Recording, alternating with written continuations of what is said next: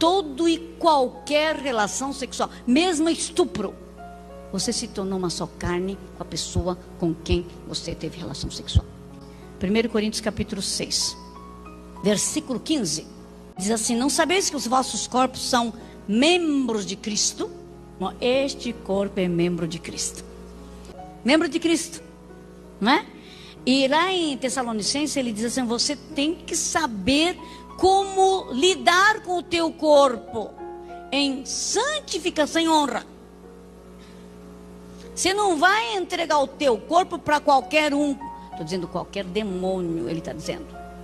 Santificação e honra. Você vai depender de você. Como é que o teu corpo pode ser usado? Então ele diz: não sabeis que os vossos corpos são membros de Cristo? E eu, porventura, tomaria os membros de Cristo e os faria membros de meretriz? Absolutamente não. Ou você abriria o teu corpo para a invasão dos demônios? Para os demônios mandarem, desmandarem, colocarem as paixões, os desejos que não são teus? Mas os demônios são mestres em fazer isso. Olha para aquela fulana lá. E de repente você diz assim: eu senti um desejo incontrolável. Não era você que estava sentindo, era o fulano que entrou dentro de você. Só que ele consegue te enrolar de um jeito que você pensa que é você. Os demônios trabalham assim. É crente, só que tem que ser curada, não é? E na área sexual, muitas vezes: ai, mas como é que eu faço? Eu tenho esse desejo. Só que não é teu. É daquele que invadiu quando você era pequenininho, quando você foi abusado. Então você tem que mandar embora. Mas você tem que ser curado para poder mandar embora, né? Aqui: não sabeis que os vossos corpos são membros de Cristo? E eu, porventura, tomaria os membros de Cristo, os faria membros de meretriz? Absolutamente não. Apóstolo Paulo está respondendo: não, absolutamente não. Agora, e ele pergunta: ou não sabeis que o homem que se une à prostituta sexualmente forma um só corpo com ela? Porque, como se diz, serão os dois uma só carne. Mas aquele que se une ao Senhor é um espírito com ele. E você fala assim, depois de ter relação: ai, fiquei uns 20 minutos lá. Olha, não foi nada, foi só físico.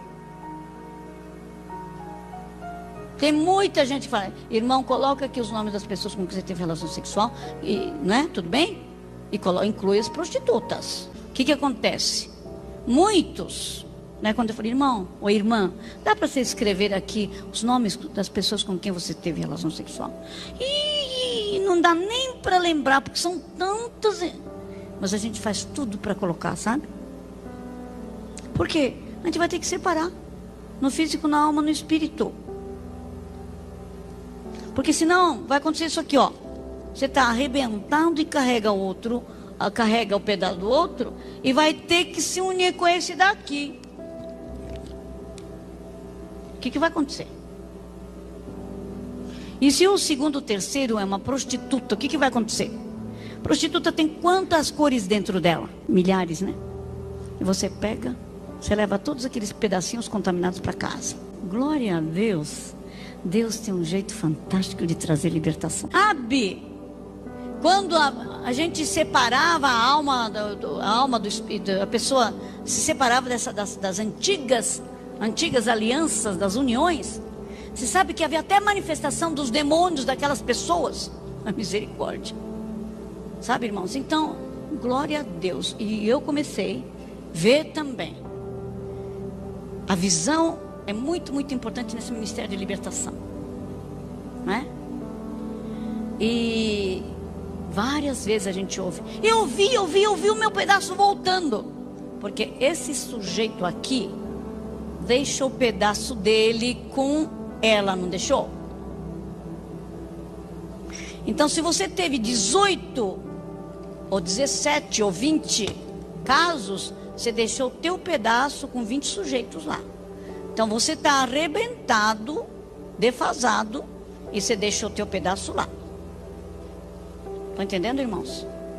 Então a gente tem que trazer de volta. Senhor, como é que traz de volta? Irmãos, uma coisa extraordinária: aquilo que a nossa boca fala em nome de Jesus, dentro do contexto de arrependimento, é algo extraordinário. Sabe que eu estou no processo de libertação. eu me prostituí, eu me envolvi com drogas. Mas quando a senhora fez a oração, olha, irmã, eu vi os meus pedaços voltando de vários lugares, né? Os parceiros sexuais estavam todos distribuídos por aí. Então, diz que voltar. Mas ela falou uma coisa muito interessante que eu fiquei impressionada. Ela disse assim: antes desses pedaços que eu mandava voltar, se levantou uma cortina de sangue na minha frente. E os meus pedaços passaram por esta cortina de sangue, ficaram branquinhos para entrar dentro de mim.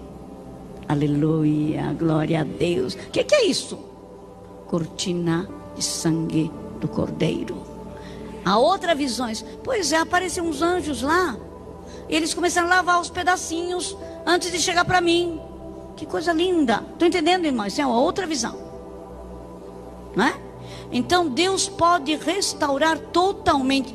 Nós andamos por aí fora porque nós não tínhamos nenhuma palavra de Deus, não sabíamos nada, fizemos tudo errado. Mas Deus é Deus de libertação, que ordena todas as coisas, em nome de Jesus. Quando Ele toca com essa intenção, aquele demônio já passa naquela outra, passa na criança. Vocês estão entendendo o que eu quero dizer? Então, o toque, não é? Beijo, qualquer beijo de um pedófilo, ele já está tocando. Vocês estão entendendo? É muito, muito importante entendermos tudo isso. Entende? E esse povo precisa ser curado. E nós temos muitos desses casos. Eu estou falando daquilo que eu sei. Quase 30 anos de Ministério de Libertação e Cura. Agora, o abuso não significa apenas relação sexual completa naquilo como tradicionalmente nós entendemos, penetração. O abuso sexual pode ser apenas toque. Um abusador toca nas partes íntimas da criança. Nessa hora, agora eu vou falar como libertadora. Tá bom, irmãos? Quando esse abusador, com a mão contaminada, porque o pedófilo é alguém que está totalmente contaminado.